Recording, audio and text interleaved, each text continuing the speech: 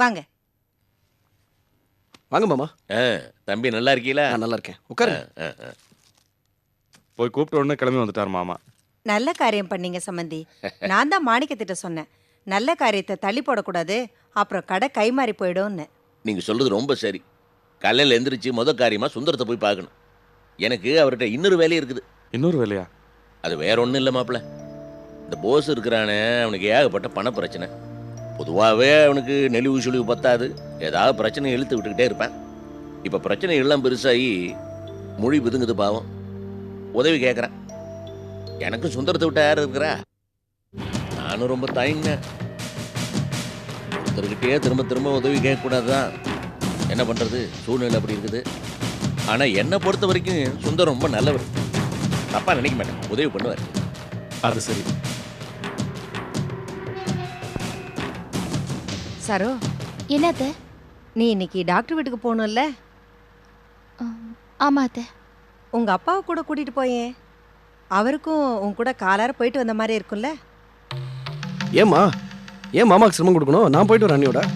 டேய், ஏண்டா, பிரசவத்தையே அவங்க வீட்டில் வச்சு தான் பார்க்க போறாங்க. அப்புறம் என்ன? அம்மா சொல்கிறதான் சரி, நானே கூப்பிட்டு போயிட்டு வரேன். வாமா சார், அப்படி பேசிக்கிட்டே போவோம். சரிப்பா. மாமா, ஆ, செலவுக்கு வச்சுங்க. பணம் என்கிட்ட இருக்குது. பரவாயில்ல, வச்சுங்க. அது உள்ள வைங்க மாப்பிள்ள. வச்சுக்கோ சார். சரி வா.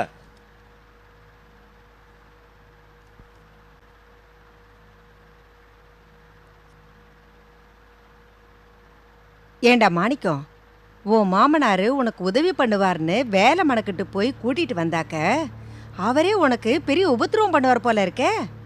அதாம்மா எனக்கும் ஒரு மாதிரியா இருக்கு. இப்பதான் இதை பத்தி சொல்றாரு. ஏதோ உனக்கு அந்த சுந்தரங்கிட்ட உதவி கேட்க போறீங்க, சரி. அதோட சேர்த்து அந்த போசு பயலுக்கு ஏதாவது கேட்க போய் அவர் என்னடா அது உபத்திரவன்னு எரிச்சல் பட்டு யாருக்கும் ஒண்ணும் கிடையாதுன்னு சொன்னா என்னடா பண்றது? அம்மா, என்ன பேசுற நீ? அந்த சுந்தர சார் அண்ணியோட சொந்தக்காரரு. அவர் அண்ணனுக்கு ஏதோ உதவி செய்யறாருன்னா அது காரணமே அண்ணியும் அவங்க அப்பாவும் தான். நமக்கெல்லாம் முன்னாடியே போசனனுக்கு சொந்தம் தானே அவரு. அவரா பார்த்து போசனனுக்கு ஏதாவது உதவி செஞ்சாலும் செய்வாரு. இதுல நமக்கு என்னமா வந்துச்சு? அப்படி இல்லடா, ஒரே சமயத்துல 2 பேரும் போய் நின்னா யாருக்கும் எரிச்சல் தாண்டா வரும். அப்படிலாம் எதுவும் பயப்பட வேண்டிய அவசியம் இல்லை. செய்யற மனசு இருக்கிறதுனால தான் நமக்கே அவர் செஞ்சாரு. நீ சுமார், அம்மா சொல்றது தான் கரெக்ட். உங்களுக்கு எப்பவும் அம்மா சொல்றது தான் கரெக்ட். நீ எதுக்கு தலையிடுற இப்ப இதில்?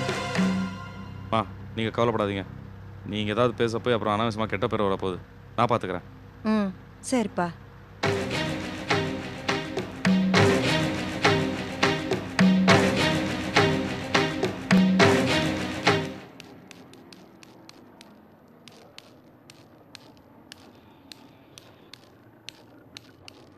மாணிக்கம், அந்த ஆளு கிளம்பி சும்மா தாண்டா உக்காந்துட்டு இருக்காரு.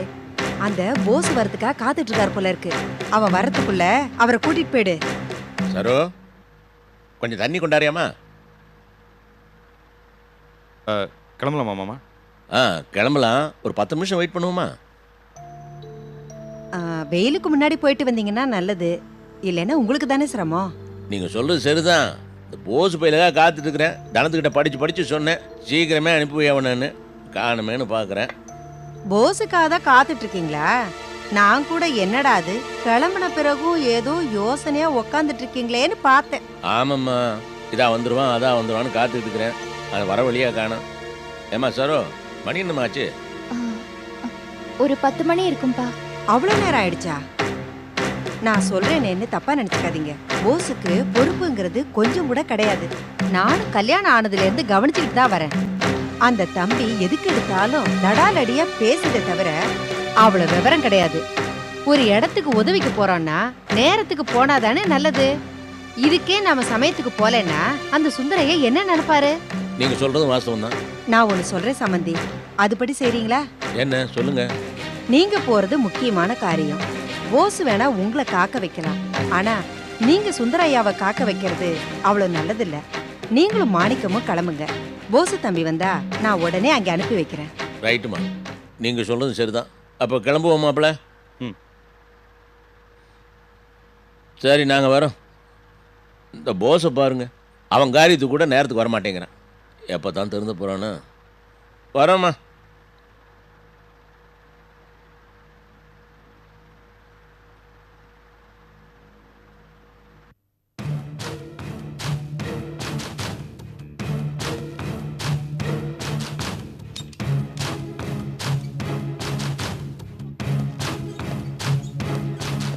வாங்க வாங்க. என்ன தலைவர் பையன் இவ்வளவு தூரம்? சும்மா உங்களை பார்த்துட்டு போலான்னு வந்தேன். ஏலே 2 கூல்ட்ரிங்க் வாங்கிட்டு வாடா போடா. நீங்க பெரிய இடம், என்ன மாதிரி ஆளை பார்க்க என் கடைக்கே வந்தது எனக்கு ரொம்ப சந்தோஷமா இருக்குங்க. சொல்ல போனா இன்னொரு சந்தோஷமான விஷயம் இருக்கு. முக்கியமா அதை சொல்லத்தான் வந்தேன். அப்படியா? சொல்லுங்க, என்ன விஷயம்? கடை யாருக்கோ கைமாத்தி விட போறீங்களாமே, அப்படி என்ன பிரச்சனை? கொஞ்சம் கடன் சும்மா ஜாஸ்தி ஆயிடுச்சுப்பா. அப்படி என்னங்க பெருசா கடன்? அது யோசிக்காம அங்கங்க கடனை வாங்கிட்டோம். அது தவிர குடும்பத்துல ஒரு பெரிய மருத்துவ செலவு வந்துருச்சுப்பா. யாருக்கு வேலை பேசிருக்கீங்க? நான் ஏதோ கேள்விப்பட்டேன். நம்ம மாணிக்கத்திட்டு தான் பேசியிருக்கேன்ப்பா. அந்த அன்னக்காவடி பாய்கிட்ட ஏதுங்க காசு? அது எப்படியோ அங்கங்க கடனை வாங்கி, அது தவிர சுந்தரம் சாரும் ஏதோ ஹெல்ப் பண்ணுவார் போல் இருக்குப்பா. இதை பாருங்க ரத்ன சுவாமி, நான் ஒரு விஷயம் சொல்றேன். நீங்களே பாவம் காசு இல்லாம விற்கிறீங்க, ஒரு ரொக்கப்புள்ளைய பார்த்து விற்க வேண்டியதானே? இந்த மாணிக்கம் பாதியை கொடுத்து மீதிக்கு தவணை கேட்பான். பார்த்தா அப்படி தெரியலையே.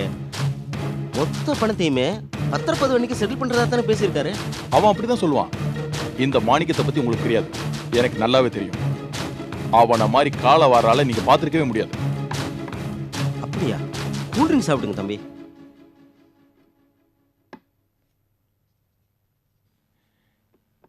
இதை பாருங்க, உங்ககிட்ட நேரடியாக கேட்குறேன், பேசாம உங்க கடை எனக்கே வித்துருங்களேன். அது எப்படிங்க? இவ்வளவு தூரம் பேசிட்டு என்னங்க பெருசா வாக்கு கொடுத்துட்டீங்க? பிசினஸ்ல இதெல்லாம் சகஜம்தான். உங்க கடையை நீங்க விற்க போறீங்க, அது அதிக விலைக்கு வித்தாதானே உங்களுக்கு நல்லது. அதிக விலைக்கா? ஆமா, அந்த மாணிக்கம் பேசுனதை விட 25,000 ரூபாய் அதிகமா தரேன். அதை வாங்கி பிக்சட் டெபாசிட்ல போட்டு நிம்மதியா இருங்க. அந்த மாணிக்கம் சொல்லிட்டானே தவிர அவனால ரிஜிஸ்டர் அன்னைக்கு ஃபுல் அமௌண்ட் செட்டில் பண்ண முடியாது. அவனை பத்தி உங்களை விட எனக்கு நல்லாவே தெரியும். எங்க வீட்டு சாப்பாட்டை தின்னு வளர்ந்தவன், தேனொழுக பேசுவான். கிரையத்தன்னைக்கு 20,000 ரூபாய் குறையுது, அடுத்த வாரம் தரேன்னு சொன்னா நீங்க என்ன பண்ணுவீங்க? ரிஜிஸ்டர் ஆபீஸ்ல போய் தகராறு பண்ண முடியும்? இருந்தாலும் மனசுக்கு சங்கடமா இருக்கப்பா. என்னங்க இவ்வளவு அப்பாவியா இருக்கீங்க? அனாசி, நீங்க யாரையும் ஏமாத்த, அடுத்தவங்க சொத்தை புடுங்கல, உங்க கடைய உங்க வசதிக்காக உங்களுக்கு விருப்பப்பட்ட ஆளுக்கு விக்கிறீங்க, அவ்வளவுதானே?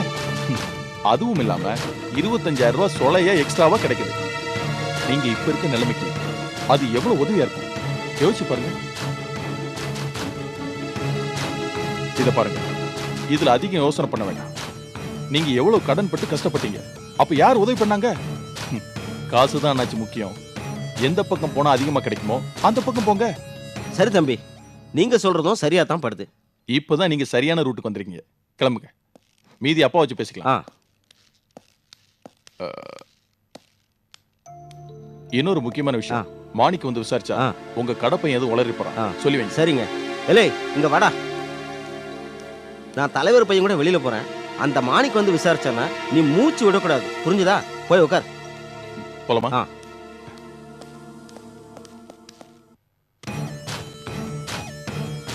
இந்தா. அண்ணே, நான் உங்ககிட்ட கை நீட்டி பணம் வாங்கிட்டேன். இருந்தாலும் மனசுக்கு ஏதோ கொஞ்சம் சஞ்சலமா இருக்கு. மாணிக்கத்தை நினைச்சா அட விட்டு தள்ளியா? நீங்க நானும் மார்க்கெட் ஆரம்பிச்சதுல இருந்தே மத்தவங்கண்ணுக்கு முதலாளியா தான் தெரிஞ்சிருக்கோம். நீ என்னடானா என்கிட்ட வேலை செஞ்ச மாணிக்கத்தை நினைச்சு இப்படி நடுங்குறிய? இல்லண்ணே, இதே 2 நாளைக்கு முன்னாடி தெரிஞ்சிருந்தா பிரச்சனையே இல்ல. நீங்க கேட்டு நான் என்ன இல்லைன்னு சொல்ல போறேன். அண்ணே, நீங்க முதல்ல என்கிட்ட வியாபாரம் பேசியிருந்தா இப்போ 1 லட்சம் ரூபாய் கூட கிடைச்சிருக்குமா? கிடைச்சிருக்காதுல்ல. சொல்ல போனா நான் மாணிக்கம் பேசின தொகையை விட கம்மியா தான் கேட்டேன். அவன் இடையில வந்ததுனாலதான் இப்போ உங்களுக்கு 1 லட்சம் ரூபாய் எக்ஸ்ட்ரா லாபம். அதை நினைச்சு சந்தோஷப்படுங்க. அது இல்லப்பா, என்ன இருந்தாலும் நான் மாணிக்கத்திட்ட கை நீட்டி அட்வான்ஸ் வாங்கிட்டேன் இல்லையா? அதான் இப்ப எப்படி திடீர்னு பேச்சு மாறுதுன்னு யோசிக்கிறேன்ப்பா. சரியா போச்சு. உங்களுக்கு ஏன் கடையை விற்கிற நிலைமை வந்து இப்பதான் தெரியுது. இந்த காலத்துல போய் பேச்சு மாறுறது அது இதுன்னு. நாமெல்லாம் வியாபாரிங்க, லாபத்தை மட்டும்தான் பார்க்கணும். அதெல்லாம் கரெக்ட் தம்பி. மாணிக்கம் நல்லபடியா பழகிற வரைக்கும் நல்ல ஆள் தான். ஏதாவது பிரச்சனைன்னு வந்துட்டா அவன் எந்த லெவலுக்கு வேணா போயிடுவான். அதான் அவன் மூலமா ஏதாவது விவகாரம் வருமோன்னு பயந்துகிட்டு இருக்கான்ப்பா. அந்த கவலையெல்லாம் உனக்கு வேணாம். கூடுதலா 1 லட்சம் ரூபாய் கிடைச்சது, ஒத்துக்கிட்டேன்னு சொல்லு. யாராலையும் ஒன்னும் பண்ண முடியாது. அதையும் மீறி எவனாவது ஏதாவது பண்ணா என்கிட்ட சொல்லு, நான் பாத்துக்கிறேன். அந்த தைரியத்துல தாங்க ஒத்துக்கிட்டேன். அவன் வேற இன்னைக்கு வந்து என்ன பாக்குறேன்னு சொல்லி விட்டுருக்கான். அவனை எப்படி சமாளிக்க போறேன்னே தெரியல. அதுக்காக நீங்க இந்த ஊரை விட்டா போக முடியும்? நேரா அவங்ககிட்ட போங்க. இந்தாப்பா உன்கிட்ட வாங்கின அட்வான்ஸ் நீ சொன்ன விலைக்கு எனக்கு கட்டுப்படி ஆகல, எனக்கு கூடுதலா பணம் கிடைச்சிருக்கு, கடையை முடிச்சிட்டேன் அப்படின்னு சொல்லுங்க, அவ்வளவுதானே? அது இல்ல தம்பி. ஐயையோ, என்னென்ன நீங்க அதான் அப்பாவை பாத்துக்கிறேன்னு சொல்லிட்டார்ல, கவலை விடுங்க. பிரச்சனைன்னு வந்தா கூட தலைவருங்கிற முறையில அப்பா கிட்ட தானே வரணும், அவர் பாத்துப்பாரு. நீங்க கிளம்புங்க. சரி தம்பி, டாக்குமெண்ட்ஸை யார் பேர்ல ரெடி பண்ணோம்? ரமேஷ் பேர்ல தான். அவன் தான் புது கடைக்கு முதலாளி. மற்ற ஃபார்மாலிட்டிஸை நீங்க 2 பேரும் சேர்ந்து முடிச்சிருங்க. சரிங்கண்ணே. தம்பி வரட்டுமா? நல்லபடியா போயிட்டு வாங்க. வரேங்கண்ணே. வாயா.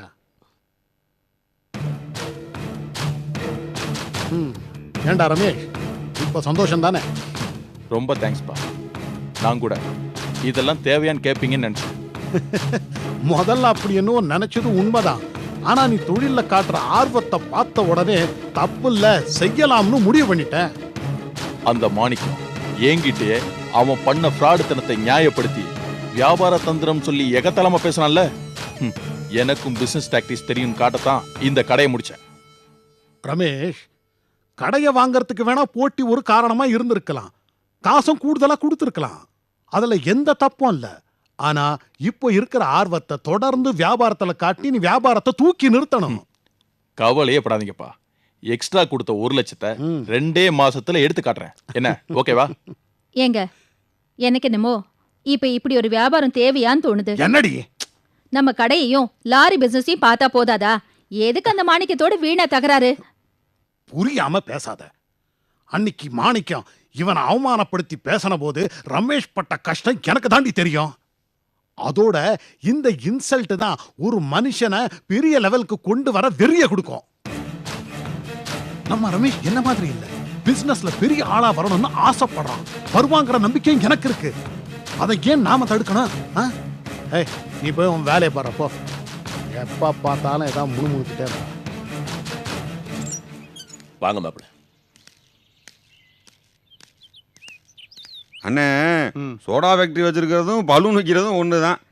என்ன இதுல பாட்டில்ல காத்தடிச்சு வைக்கிறோம், அதுல பலூன்ல காத்தடிச்சு வைக்கிறோம்.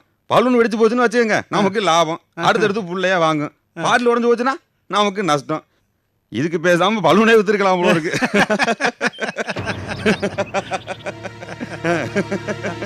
வா சிதம்பரம். வந்தேன், வாங்க வாங்க.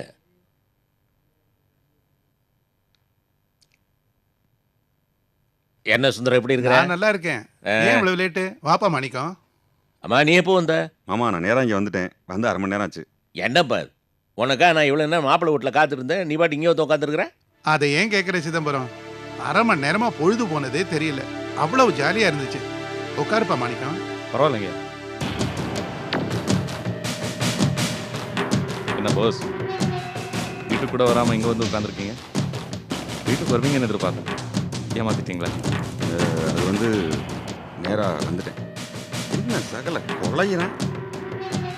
இப்போ எப்படி உடம்பு இருக்கு? தேவையில்லையா? தேவை.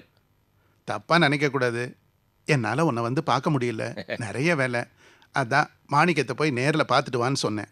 தப்பாக நினைக்கிறதுல என்னப்பா இருக்கு? நீ ரொம்ப பிஸியான ஆள், இதுக்கெல்லாம் நான் ஒன்று எதிர்பார்க்கல. ஐயா, நீங்கள் சொன்ன மாதிரியே மாமாவை ஒரு வழியாக கூட்டிகிட்டு வந்துட்டேன்.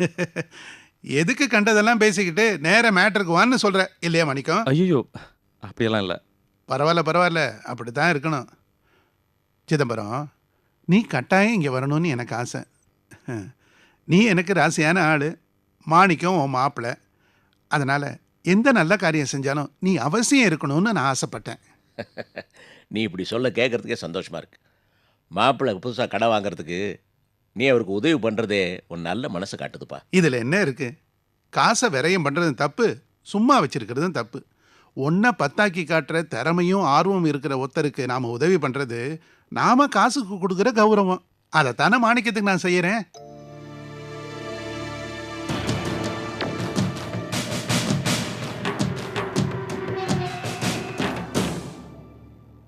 சிதம்பரம், இந்த கடையில் ஏதாவது வில்லங்க இருக்கான்னு அப்படி இப்படின்னு விசாரிச்சுக்க. கரையை தொகை போக ரிஜிஸ்ட்ரேஷன் எவ்வளோன்னு தெரிஞ்சுக்கிட்டா உடனே இதை முடிச்சிடலாம். என்ன சொல்கிற? அதெல்லாம் முடிச்சிடலாம். சுந்தரம், எனக்கு போஸை பற்றி தான்ப்பா கவலையாக இருக்குது. என்ன கவலை? என்ன, இவன் பண்ணுற தொழில் ஒட்ட மாட்டேங்குது. இவன் கொடுத்த இடத்துல பணம் வசூல் ஆகுறதில்ல. இவன் கொடுக்க வேண்டிய பணம் மட்டும் கராராக போயிடுது. இவனுக்கு நேரம் சரியில்லைப்பா, தடுமாறுறான். அதுவும் சரிதான். ஒரு தொழிலை நம்பி செய்யணும், அது கை கொடுக்கலன்னா சிரமம்தான். ம் என்ன செய்யறது, பட்டுன்னு விட்டுற முடியுமா? அந்த நிலைமையிலேயே நாம இருக்கிறோம் சொல்லு. உன்ன மாதிரி யாராவது தெரிஞ்சவங்க கை தூக்கி விட்டாதான். போஸ் பேசுறத பார்த்தா வருத்தப்படுற மாதிரியே தெரியல. தன்னோட ப்ராப்ளத்தை கூட ஜாலியால பேசுறான். அதுதானே போஸ், சிரமம் கொடுக்குற சாமி கிட்ட சில பேர் அழுவான், என்ன இப்படி சோதிக்கிறேன்னு புலம்புவான். ஆனானா என்ன சாமி சோதிக்கிற, உனக்கு அறிவு இருக்கான்னு சாமியவே கேட்பேன். அது சரி சிதம்பரம், நான் ஒரு ஐடியா சொல்றேன். அது பிரகாரம் கேட்டா போஸோட பிரச்சனை தீரும். என்ன சொல்ற? தாராளமா சொல்லுப்பா, நீ எது சொன்னாலும் சரியா தான் இருக்கும். போஸு சோடா தொழிலை பற்றி சொன்னேன். எனக்கு ஒன்றும் அதில் லாபம் இருக்கிற மாதிரி தெரியல. என்ன கேட்டால் பேசாமல் அந்த சோடா கம்பெனி விற்றுட்டு இருக்கிற கடன்லாம் அடைச்சிட்டு மெட்ராஸ்க்கு வந்துட சொல்லு. மெட்ராஸ் வந்து லாரி டிரான்ஸ்போர்ட் இருக்குது. இப்போ இந்த மார்க்கெட் கடையை முடிச்சிட்டா ரெண்டையும் பார்த்துக்கிறது கஷ்டம். நீ பேசாமல் மாணிக்கத்துக்கு ஒத்தாசையாக மெட்ராஸ் வந்துடு, உன் பிரச்சனையும் தீரும். என்ன சொல்கிற?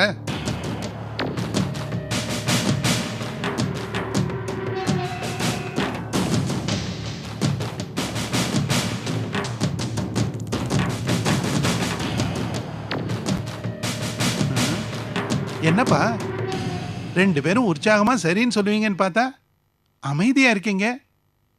என்ன போஸ்? உங்களை நான் என்னமோ நினைச்சேன், பொசுக்குன்னு இப்படி சொல்லிவிட்டியா? என்ன சொல்ற? நானும் 10 பேரை வச்சு வேலை வாங்கினவன், சின்னமா இருந்தாலும் சொந்தமா தொழில் பண்ணவன். இன்னைக்கு என்ன ஊருக்குள்ள போஸ் முதலாளி தான் கூப்பிடுவாங்க. என்ன போய் புழுக்க வேலை செய்ய சொல்றீங்களா? நான் என்ன மாணிக்கத்துக்கு எடுப்படியா? டேய் என்ன பேசிட்டு இருக்கிற? என்ன மாமா, சுந்தரன்ட்ட பணம் இருக்கலாம், ஆனா ஆள் தராதர தெரியல. பயம் ஒரு அதிக பிரச்சனை.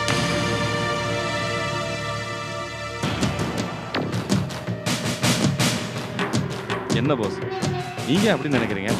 நம்ம குடும்ப நன்மைக்கு தானே ஐயா ஒரு நல்ல ஐடியா கொடுத்தாரு. இது என்ன ஐடியா? போஸ் நீங்க ஏன் எனக்கு எடுபடின்னு நினைக்கிறீங்க?